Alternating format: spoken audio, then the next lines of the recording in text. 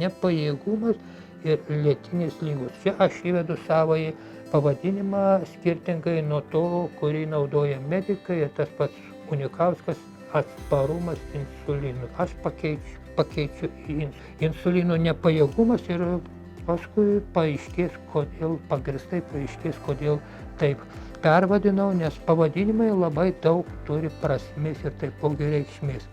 Taigi angliavandenio apykaita ir jų įsisavinimas visų pirma priklauso nuo insulino, kurį gamina kasa.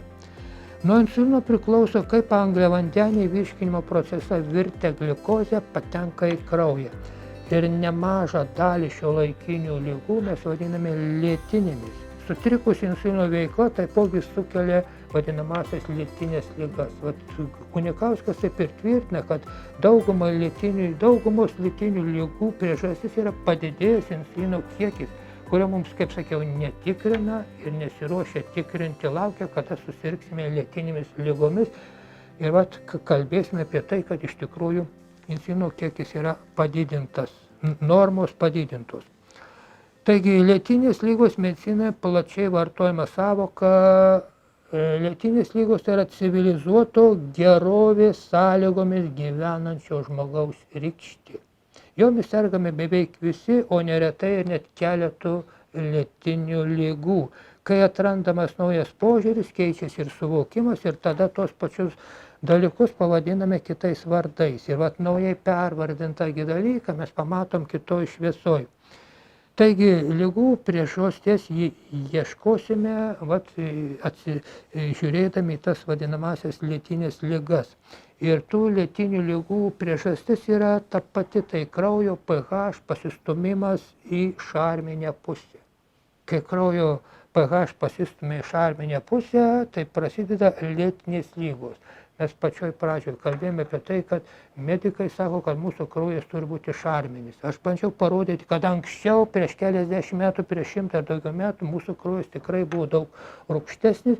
Ir dabar, kai kraujas pasistumia į šarmingumo pusę, lėtinių ligų tik tai būtent daugėja. Požiūris, kad lėtinių ligų priežastis yra bendra žmogaus būklė, žinomas ir šiuolaikinėje medicinoje. Šitą požiūrį kaip tik labai puikiai išdėstė gydytojas Unikauskas savo knygoje. Jisai taip rašo: lėtinė liga yra labiau iliuzija negu tikrovė. Lėtinė liga yra labiau iliuzija negu tikrovė. Pradžioje ši mintis, kaip jis sako, man pasirodė keista, per drąsi. Bet dabar aš to nebejoju, lėtinės lygos iš tikrųjų net neegzistuoja.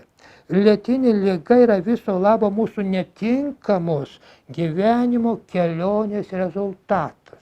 Yra netinkamos mūsų gyvenimo kelionės rezultatas, ir tą mūsų netinkamos gyvenimo kelionės rezultatą vadiname įvairiomis lėtinėmis ligomis. Lėtinė liga yra viso labo mūsų, kelionės rezultatas, ir jie atsiranda tada, kai insulinas nebeatlieka savo darbo ir tada nustatoma liga. Tada padidėja cukraus kiekis kraujyje. Jau insulinas nebesugeba tą cukrų atiduoti ląstelėms. Ne tik diabetas, bet ir daugybė kitų, tokių kaip širdies ligos, demencija ar Alzheimerio liga.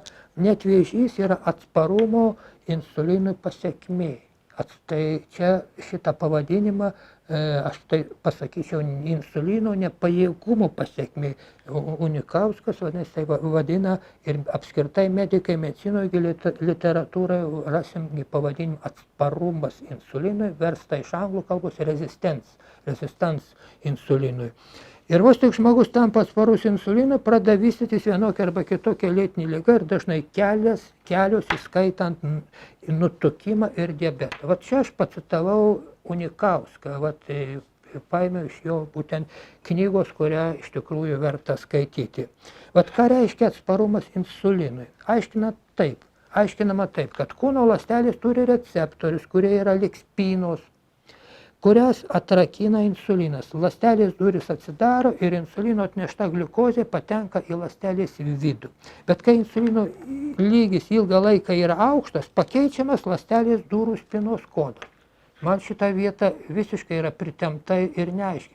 Kaip gamta gali saugotis nuo to, ko jai reikia? Jei cukraus kraujyje tai reikia, Ir dabar pakeičia spiną.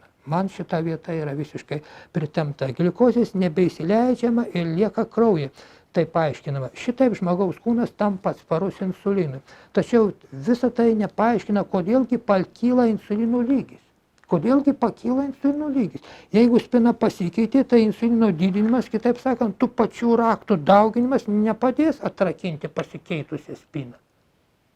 Kodėl kyla insulino lygis? Tai va čia aš šitą dalyką bandau aiškinti kitaip. Ir išvelgti pradinę lėtinių ligų priežastį trukdo netinkamai parengta savoka atsparumas insulinui. Tarsi žmogus būtų atsparus savo pačiam. Tai yra savo gaminamam insulinui. Insuliną gamina kasa. Tuo tarpu priežastis yra neatsparumas insulinui, bet insulino nepajėgumas atlikti savo paskirtį pasikeitusiame kraujo rūgštingume, šarmingume. Ir kuo kraujas šarmingesnis, tas insulinas tampa lėtesnis ir nebepajėgia atlikti tą paskirtį, nunešti cukrų į ląsteles, ką jis gali padaryti, kai kraujas yra rūgštesnis. Tad ir pats Unikauskas savo knygoje rašo, kad insulinas nebeatlieka savo darbo. Bet tačiau kažkodėl vartojame nevykusi savoka atsparumas insulinui ir tokia savoka atsparumas insulinui tai yra trukdo gilesniai išvalgai. Ir tinkama savoka atspindi reiškinio esmę ir jį paaiškina, o netinkama apsunkina ir klaidinga. Ir logiškiau manyti, kad ne ląstelė priešinasi insulinui, bet sumažėjo insulino pajėgumas, efektyvumas pernešti gliukozę į ląsteles. Ir sumažėjus insulino pajėgumui, kasa gamina jo vis daugiau. Tie nusilpsta darbininkas, tai darbininkų pasamdo kasa pagamina daugiau. Ir didesnis insulino kiekis, nors ir mažesnio pajėgumo, kurį laiką dar sugeba aprūpinti ląsteles cukrumi. Tačiau pajėgumui silpsnant ateina laikas, kai ir didelis insulino kiekis tampa nepajėgus sumažinti cukraus kiekį kraujyje iki būtent normalaus. Ir tada tokia būsena jau įvardyjama kaip lėtinė liga diabetas. Atsparumas insulinui yra nevykęs vertinys iš anglų kalbos insulin resistance. Aš angliškai blogai ištariu. Ir didėjant kraujo šarmingumui, didėja pasipriešinimas insulino hormono veiklai. Ir ne žmogus ar jo kūnas tampa atsparus, nejautrus insulinui, bet insulinas tampa nepajėgus atlikti tą darbą, kurį padarydavo anksčiau. Insulino pajėgumas sumažėja matyti dėl to, kad keičiasi aplinka, kurioje insulinas veikia, tai yra kraujas.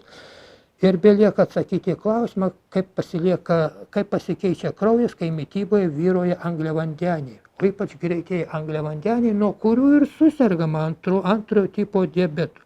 Na ir atsakymą mes jau žinome, kad toks maistas šarmina kraują ir jo kraujo pH pasislenka į šarmingumo pusę. Insulino pajėgumas silpsta didėjant kraujo šarmingumui ir tai rodo spartus antrojo tipo diabeto plitimas, o tuo pačiu ir sergančiųjų jaunėjimas.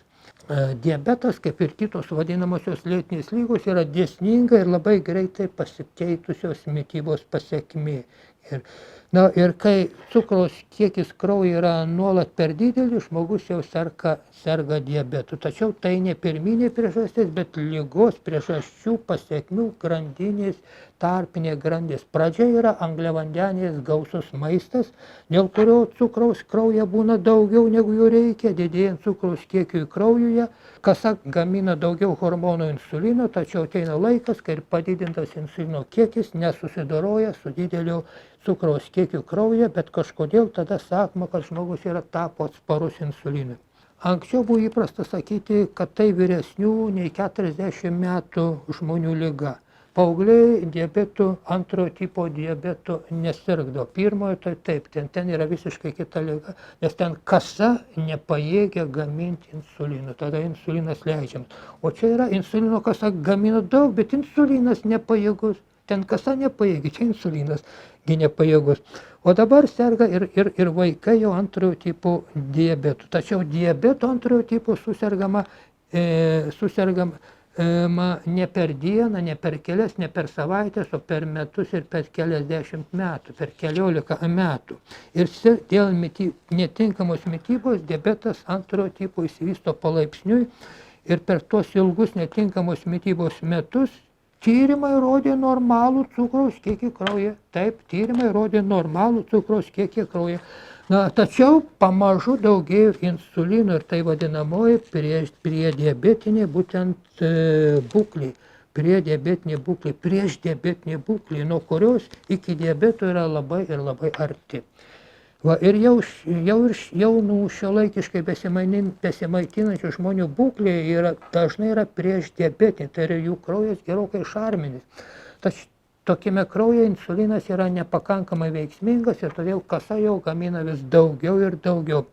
Vat kaip Unikauskas rašo, šiais laikais daugelio vakarų pasaulio žmonių insulino kiekis kraujyje yra 3 kartus didesnis nei turėtų būti.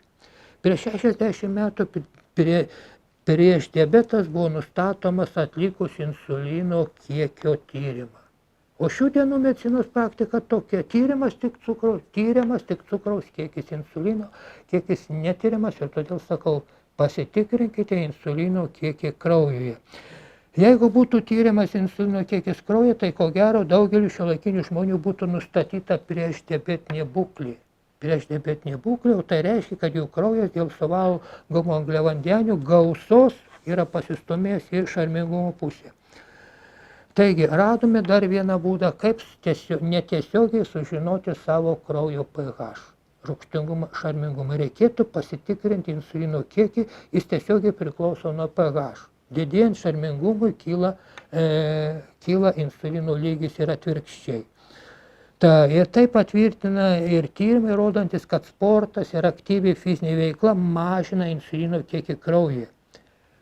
Bet fizinė veikla, fizinis aktyvumas rūgština kraują. Apie tai kalbėsime atskirai. Ilga fizinė veikla rūgština kraujyje, nes būtent gaminasi pieno rūgštis. Bet apie tai atskirai reikėtų kalbėti. Atlikti tyrimai rodo, kad maistas, kuriame yra mažai ir beveik nėra angliavandenių, iš esmės sumažina insulino kiekį kraujyje. Ir tokią išvadą padarė tyrimo grupės vadovas iš Jungtinių Amerikos valstijų Djuko universiteto Stefanas Friedlandas. Taip yra todėl, nes tokia mityba nešarmina kraujo, kuo kraujas šarmingesnis, to daugiau insulino reikia cukraus pernešimui į ląsteles. Taigi, šitą ilgoką tokį priežasčių, antrojo tipo diabeto ligos priežasčių ieškojimui galima apibendrinti keliais sakiniais. Kai insulinas tinkamai nebeatlieka savo paskirties, žmogus suserga viena ar kita lėtinė liga. Insulino veikla sutrinka, kai ilgą laiką mityboje vyrauja angliavandeniai, ypač blogieji. Angliavandenės gausi mityba yra pagrindinis kraują šarminantis veiksnys. Ir šarminė kraujo aplinka yra toji kūno būklė, kurioje lėtėja ir prastėja ne tik hormonų veikimas, bet pamažu sutrinka ir kitų organų bei funkcijų veikla. O tai jau vadinama lėtinė liga. Taigi, kokia lėtinė liga labiausiai išryškės dėl padidėjusio kraujo šarmingumo, priklauso nuo asmeninių kiekvieno žmogaus organizmo savybių. O gali net ir ne viena išryškėti, net 2 ar 3 lėtinės lygos, kai padidėja kraujo šarmingumas. Taigi pasitikrinkime kraujo insulino kiekį. Tai sakau, kad insulino normos dabar yra padidintos ir labai skirtingos. Yra gana skirtingos. Aš tikrinau internete, įvairios laboratorijos pateikia savo normas ir tos normos yra skirtingos.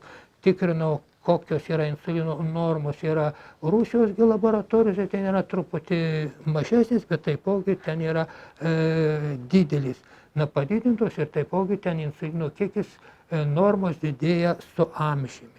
Tai kraujas šarmėja, tai yra visiškai natūralu. Lietuvoje, kaip aš tikrinau, didžiausios insulino normos yra medicininių tyrimų laboratorijoje Antėjoje. Antėjoje. Ir ten jų kaip sakyt, jų ta norma yra nurodoma nuo būtent 5 iki 25 universalių vienetų litre. Medicina praktika laboratorija, ten normos yra nurodytos mažesnės kažkodėl. Internetinė svetainė vėlgi truputį mažesnis kaip Antėjo, bet vėlgi skiriasi. Bet va čia tas normų skirtumas, vadinasi, 3 laboratorijos Lietuvoje ir visų jų insulino normos skiriasi. Tai didžiausia, kaip sakiau, normos ribos yra leidžiamos Antėjoje, tai yra nuo 5 iki 25. Tai va, o iš tikrųjų turėtų būti prasidėti nuo 5. Nuo 5. Pavyzdžiui, amerikiečių autorius, tyrinėtojas, Alzheimerio ligos tyrinėtojas, kuris Alzheimerio lygą pavadino 3 tipo diabetu. 3 tipo diabetu jisai nurodo, kad insulino kiekis nevalgius, insulino kiekis tyriamas paprastai kaip ir visi kraujo tyrimai atliekami, nevalgius insulino kiekis turi būti nedaugiau kaip 4,5. O mūsų Antėjos rodo nuo 5 iki 25. Va tada nesusirgti Alzheimerį, taip jis rašo savo knygoje. Va jis ir kaip sakiau, Alzheimerį pavadino 3 tipo diabetu. Unikauskas sako, kad insulino kiekis nevalgys turi būti mažiau kaip 5, bet geriau, jeigu mažiau kaip 3. Mažiau kaip 3. Tai ant šitoj vienoje iš tų laboratorijų, medicina praktika laboratorijų, ten pradeda mažiausia norma yra 1,8. 1,8. Tai matot, skirtumai šokinė. Taigi va iš to, ką aš pasakiau, iš tų duomenų galima išvesti tikslesnės insulino normas nuo 1,8 iki 5. Nuo 1,8 iki 5. Arba nuo 22 iki 36 pikamolių litre. Čia yra kiti vienetai. Bet čia yra, kaip sakyt, pereinamasis koeficientas C, kuris yra 0,138. Tai nuo vienų vienetų galima perėti prie kitų. Dažniausiai yra matuojama universaliais metodais, kaip šitoj Antėjos laboratorija, o štai medicina praktika laboratorija matuoja pikomoliais litre ir todėl va, ten skaičiai bus nuo 22 iki 36, bet juos reikia padauginti iš 0,138, tai gausime tos pačius vienetus, kuriais matuojamas tas pats insulinas, tik tai kitoj laboratorijoje Antėjoje.